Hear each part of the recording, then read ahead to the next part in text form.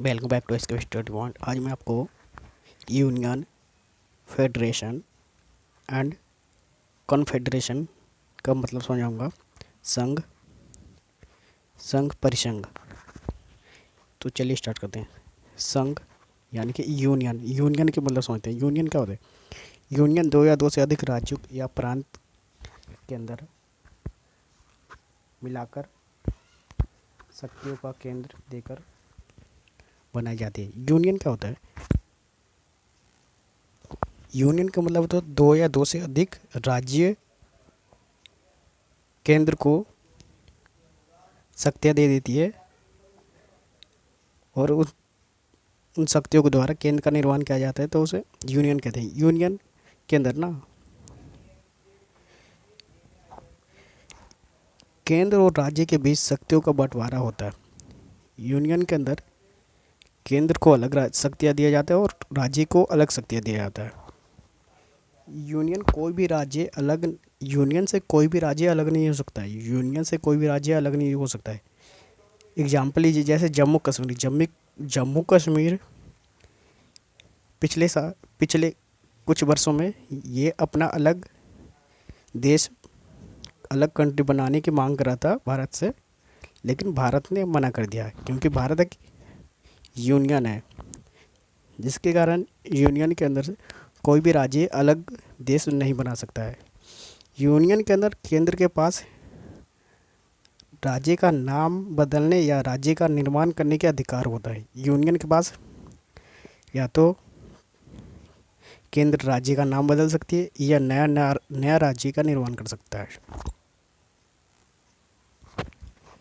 Union के अंदर एक सुप्रीम कोर्ट होता है। यूनियन के अंदर एक ही झंडा होता है जो सभी राज्य को इस झंडे का सम्मान देना होता है। तो ब्रीफली समझे कि यूनियन जो होता है ना, छोटे छोटे राज्यों से मिलकर होता है। वे राज्य केंद्र को अपनी शक्तियाँ देते हैं, उन शक्तियों के द्वारा केंद्र का निर्माण होता है। यूनियन के अंदर केंद्र और राज्य को अलग अलग शक्तियाँ मिली होती है, लेकिन केंद्र की शक्तियाँ अधिक शक्ति केंद्र के पास अधिक शक्तियाँ होती है, जिसके कारण केंद्र का अधिक वर्चस्व होता है। यूनियन के अंदर केंद्र जो होती है ना, नए राज्य का निर्माण कर सकती है और नए राज्य का निर्माण करके या दूसरे राज्य का नाम बदल सकती है। यूनियन के अंदर एक ही सुप्रीम कोर्ट होता है। यूनियन के अंदर एक ही झंडा होता है, जैसे भारत के अंदर तिरंगा। उसी प्रकार हम फेडरेशन देखते हैं। यूनियन और फेडरेशन दोनों का हिंदी मीनिंग संग ही होता है, लेकिन इंग्लिश में मतलब समझे यूनियन और फेडरेशन, तो फेडरेशन का अलग है मीनिंग।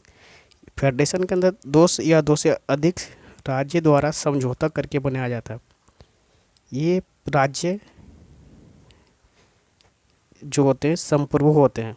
संप्रभु का मतलब होता है आंतरिक और बाह्य रूप से किसी भी कार्य को करने के लिए स्वयं निर्णय ले सकते हैं। कोई बाहरी शक्तियाँ उस देश के अंदर अपना प्रभाव वर्चस्व नहीं जमा सकती है। ठीक है, तो फेडरेशन के अंदर प्रत्येक राज्य संप्रभु होते हैं। ठीक है, आसानी से कोई भी राज्य फेडरेशन के अंदर अलग नहीं हो सकते हैं। इसमें राज्य के सीमा राज्य के नाम में परिवर्तन नहीं कर सकते हैं। फेडरेशन के अंदर क्या होता है कि राज्य के नाम भी नहीं बदल सकते, राज्य की सीमा में परिवर्तन नहीं कर सकते हैं। ठीक है, और नए राज्य का निर्माण भी नहीं कर सकते। फेडरेशन के अंदर ये होता है। सभी राज्य का अलग अलग सुप्रीम कोर्ट होता है, अलग अलग फ्लैग होता है और दोहरी नागरिकता प्रणाली होती है फेडरेशन के अंदर। यानी फेडरेशन जो है ना, दो या दो से अधिक स्वतंत्र राज्यों के द्वारा मिलकर बनाया जाता है।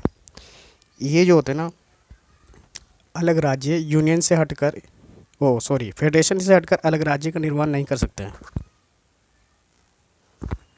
बाहर देखिए, अमेरिका को एग्जांपल। अमेरिका के अंदर कई सारे स्टेट हैं जो उनका अलग संविधान है, उन सभी राज्यों का अपना अपना अलग ही कानून है, अपना अपना अलग ही फ्लैग है। ठीक है, उन सभी राज्यों का अपना सुप्रीम कोर्ट अलग अलग है। यू फेडरेशन के अंदर एकल नागरिकता प्रणाली ना होकर दोहरी नागरिकता प्रणाली होती। दोहरी नागरिकता यानी कि आप अमेरिका के व्यक्ति हैं तो आप अमेरिका से बाहर किसी दूसरे देश में जाकर भी आप नागरिकता प्राप्त करने की छूट है। लेकिन भारत में एकल नागरिकता प्रणाली है, ये याद रखिएगा। तो फेडरेशन के अंदर सभी राज्य का अलग कानून होता है, सभी राज्य का अलग झंडा होता है, सभी राज्य का अलग सुप्रीम कोर्ट होता है। फेडरेशन के अंदर दोहरी नागरिकता प्रणाली होती है। ठीक है, फेडरेशन अलग राज्य का निर्माण नहीं कर सकते हैं, राज्य का नाम नहीं बदल सकते, राज्य की सीमा का परिवर्तन नहीं कर सकते हैं, सीमा में बदलाव नहीं कर सकते। ठीक है, फेडरेशन के अंदर ये होता है। और कन्फेडरेशन के अंदर क्या होता है, जिसे हम परिसंघ कहते हैं, इसमें दो या दो से अधिक पूर्ण रूप से स्वतंत्र राष्ट्र के द्वारा समझौता करके बनाया गया है।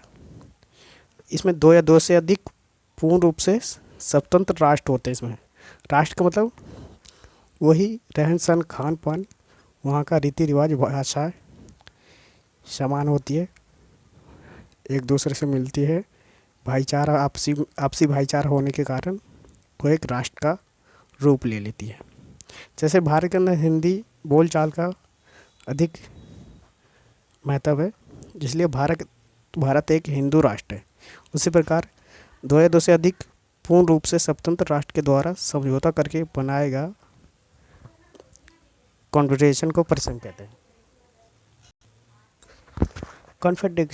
कॉन्फेडरेशन परिसंघ में है ना, परिसंघ अन्य देश की तरह खुद को एक राष्ट्र के रूप में प्रस्तुत करता है। ठीक है, जब चाहे ये देश संधि करके अलग होकर अपना अलग देश बना सकता है। परिसंघ के अंदर ना केंद्रीय सरकार की फैसलों को इनकार कर सकते हैं। जो राष्ट्र आपस में समझौता करके परिसंघ का निर्माण करते हैं वो केंद्रीय सरकार के फैसले को इनकार करके अलग देश बना सकते हैं। परिसंघ में ये होता है कि आप अलग होकर अपना अलग ही देश बना सकते हो और केंद्रीय सरकार के बातों को इनकार कर दिया जाता है परिसंघ के अंदर। एग्जाम्पल लेते हैं, यूगोस्लाविया का टूटने के बाद 4 फरवरी 2003 को सर्बिया और मोंटेनेग्रो एक परिसंघ का निर्माण करता है, बाद में वो अलग हो जाता है। इन दोनों देश एक परिसंघ का निर्माण करते हैं। इन दोनों देशों का मुद्रा अलग अलग होता है, परंतु समान सेना और विदेश नीति होती है। इनकी सेना और विदेश नीति एक समान होती है, लेकिन इनकी मुद्रा अलग अलग होती है। बाद में ये देश भी अलग हो जाते हैं, अपना अलग देश का निर्माण करते हैं। आई होप मुझे विश्वास होगा कि आपको ये संघ परिसंघ यानी कि यूनियन, फेडरेशन एंड कॉन्फेडरेशन में कुछ समझ डेवलप हुआ होगा, कि आप थोड़ा बहुत समझे होंगे कि फेडरेशन क्या होता है, कॉन्फेडरेशन क्या होता है, यूनियन क्या होता है। अगर इस प्रकार का कंटेंट आपको पसंद आता है तो आप इसको स्टडी पॉइंट चैनल को लाइक, शेयर एंड सब्सक्राइब कीजिए, जिससे आगे आने वीडियो का नोटिफिकेशन आपको सबसे पहले मिले। धन्यवाद।